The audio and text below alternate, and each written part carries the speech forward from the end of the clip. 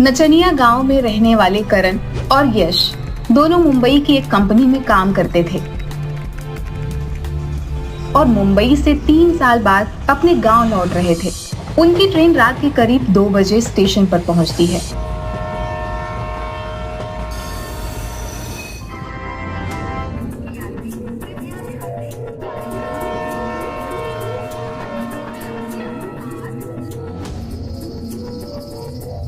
भाई करण, बहुत ठंड लग रही है यार। गाड़ी में उतनी ठंड नहीं थी। अपने गांव के लिए कोई गाड़ी तो सुबह 5 बजे के बाद ही मिलेगी। तब तक चलो बाहर कुछ सिगरेट चाय वगैरह पिया जाए। हाँ भाई, ठंड तो मुझे भी लग रही है। चलो प्लेटफॉर्म के बाहर ही कुछ पीने को मिलेगा। दोनों जैसे ही प्लेटफॉर्म से निकलते हैं कि बिजली चली जाती है। अरे यश, बहुत दिनों बाद आए हो अपने गांव। यश पलट कर देखता है। उसी के गांव के तांगे वाला जगदीश चाचा उर्फ डिंगरू चाचा पूरे शरीर पर कंबल को लपेटे बीड़ी पी रहे थे। अरे डिंगरू चाचा, कंबल लपेटे हो इसलिए पहचान नहीं पाए, लेकिन आपकी बुलंद आवाज से पहचान गए। आप इस समय यहाँ क्या कर रहे हो? सवारी लेने आए हो क्या? अरे बेटा, मेरा तो काम ही है। वो अपने गांव की मालिन जूली की बहू पेट से थी, तो सेवा करने के लिए शहर में ही बेटा बुलाया है। 1 बजे की गाड़ी थी, आधा घंटा लेट गाड़ी आई। बहुत सही टाइम पर मिले हो चाचा आप। मुंबई में इतनी ठंड नहीं है, लेकिन यहाँ गाड़ी से उतरने के बाद बहुत ठंड लग रही है और घर पहुंचना भी जरूरी है। कोई बात नहीं बेटा, बाहर तांगा खड़ी है। चलो, हमें भी कस्टमर की जरूरत थी। 1 से भले 2।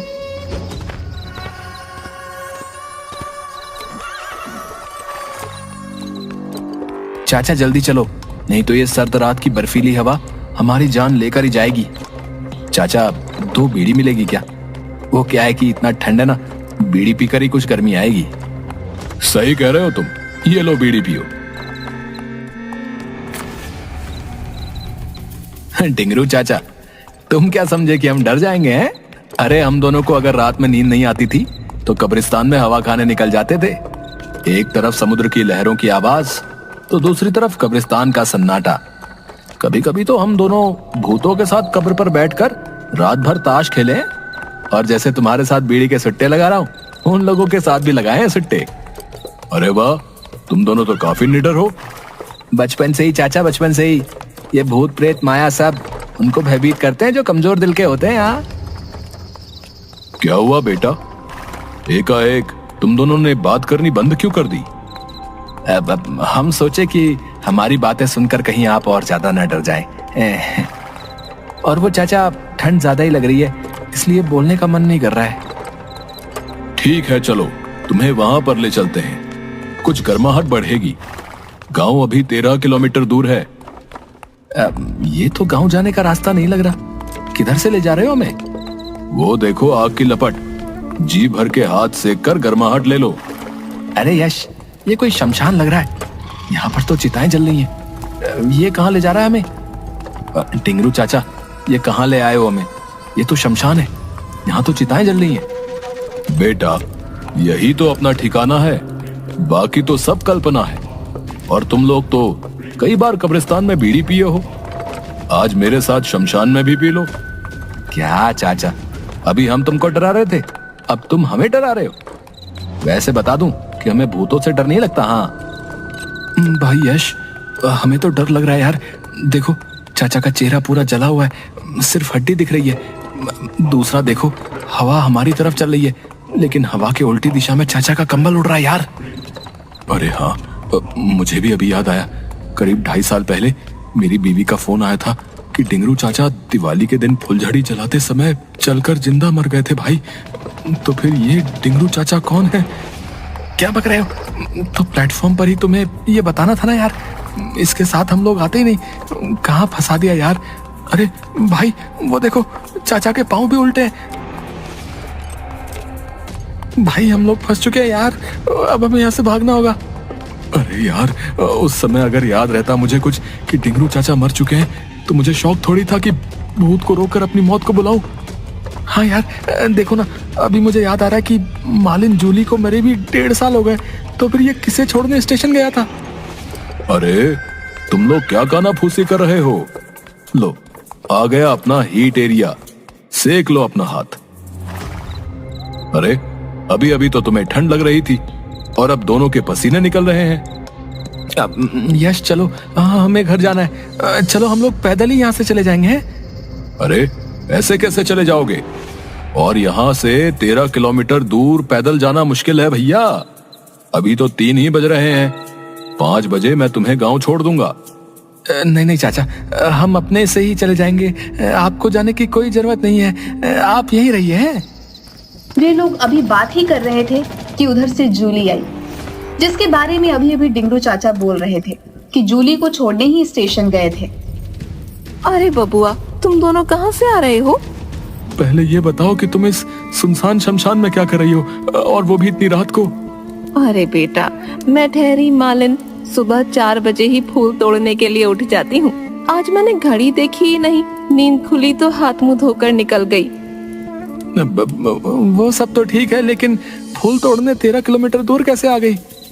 वो डिंगरू भैया किसी को स्टेशन छोड़ने आ रहे थे और मुझे ठंड बहुत लग रही थी, तो मैं कही कि यहीं उतार दो। आओ, यहीं एक झोपड़ी है, उसमें थोड़ी देर आराम कर लो। तभी बगल में जल रही चिता से एक साया उड़ता है और उठकर वहां आकर बोलता है, उस झोपड़ी में मेरे मेहमान हैं, तुम इन्हें डिंगरू भैया वाला झोपड़ी में ले जाओ। यह सुनकर करण और यश दोनों काफी डर जाते हैं, लेकिन वे समझ चुके थे कि वे लोग फंस चुके हैं। इसलिए दोनों एकांत में ही प्लान बनाकर निकलने की फिराक में थे। तभी डिंगरू की डरावनी आवाज उनके कानों में पड़ती है। मैं भी तो इन दोनों को यही बोल रहा हूँ कि थोड़ी देर यहाँ आराम कर लो, गर्माहट ले लो, उसके बाद मैं तुम दोनों को गांव पहुँचा दूंगा। हाँ बबुआ, चलो, इतने दिन बाद इतनी दूर से आए हो, थोड़ी देर झोपड़ी में आराम कर लो, फिर 2 घंटे बाद सुबह होते ही हम सभी गांव चलेंगे। यश और करण दोनों समझ चुके थे कि अब उनका बचना मुश्किल है। दोनों आंखों ही आंखों में इशारा करते हैं और जूली के साथ झोपड़ी में चले जाते हैं।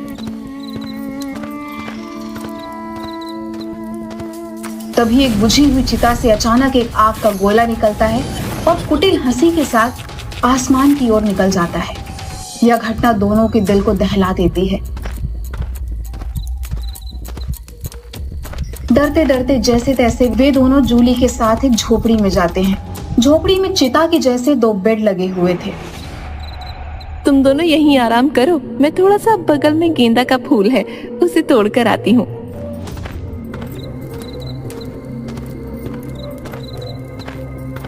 करण, सुनो नहीं, ये लोग हमें मारकर अपने साथ ले जाने की ताक में है।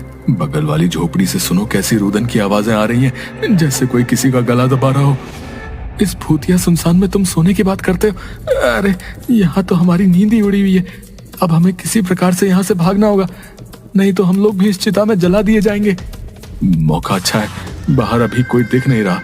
जूली पता नहीं किधर गई है, शायद डिंगरू चाचा से हम लोगों को मारने का प्लान बनाने गई हो। चलो चुपके से इधर पीछे से हम लोग निकल जाते हैं। चलो भाई, किसी तरह मुझे गांव पहुंचा दो, तुम्हारा यह एहसान जिंदगी भर नहीं भूलूंगा। मेरी बच्ची सुबह उठते ही मुझे खोजेगी, वो बेसब्री से मेरा इंतजार कर रही है। 1 मंथ पहले से ही मैं उसके पसंद के खिलौने जमा कर रहा हूँ ताकि उसे दूं तो वो खुश हो जाए।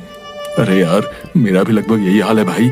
कल ही मेरी मुन्नी से बात हुई थी, वो बोल रही थी कि वहां से एक बारबी डॉल लेके आना। इसी बैग में वो बारबी डॉल है, पता नहीं क्या होगा। मेरी मुन्नी तो मेरे बिना जी ही नहीं सकती यार।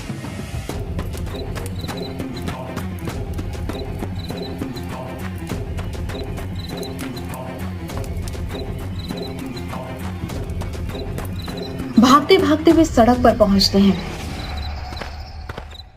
कुछ दूर चलने के बाद यश, तुमने बस की आवाज सुनी क्या? हाँ हाँ, मुझे भी लगा शायद कोई बस की आवाज आ रही है पीछे से। अरे हाँ, वो देखो, धुंध में कुछ लाइट नजर आ रही है। अरे ये तो बस ही है। थैंक गॉड, ऊपर वाले ने हमारी सुन ली। लो, आ गई बस।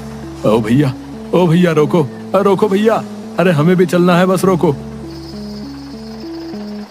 चल चल चल करण, जल्दी चढ़।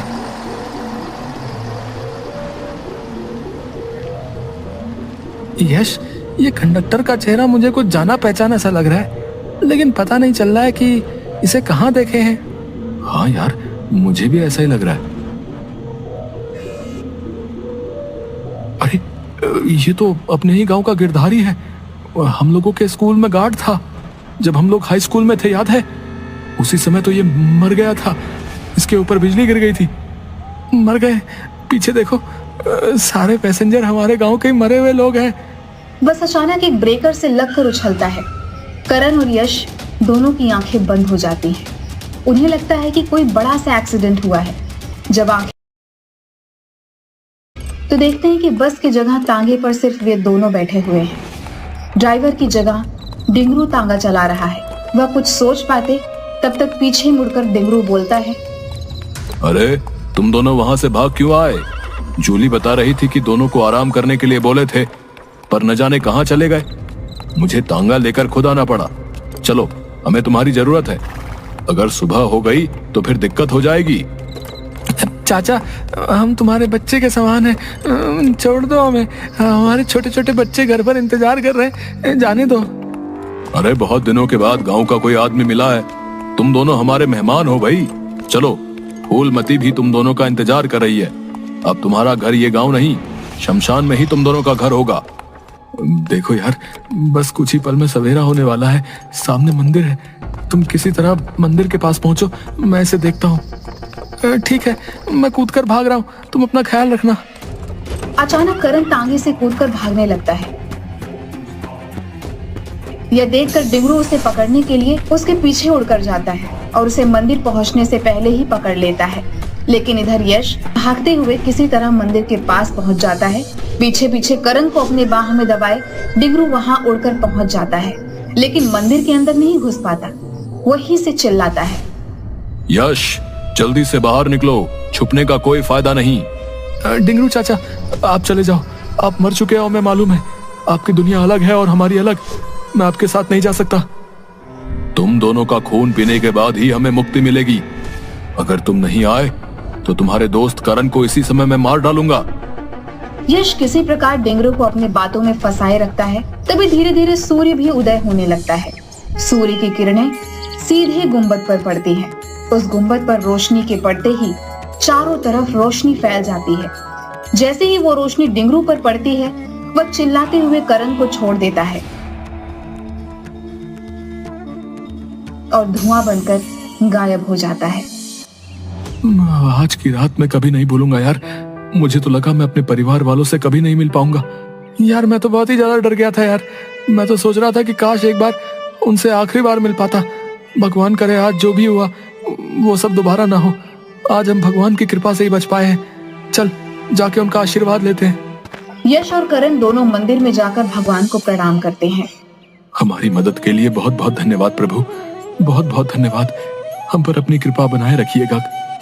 हाँ प्रभु, आज आपकी ही वजह से हम अपने घर वालों से मिल पाएंगे। इसी तरह हमेशा हमारे साथ रहिएगा। चल अब घर चलते हैं, घर वाले इंतजार कर रहे होंगे। तू सही कह रहा है यार, अब हमें घर चलना चाहिए। चल।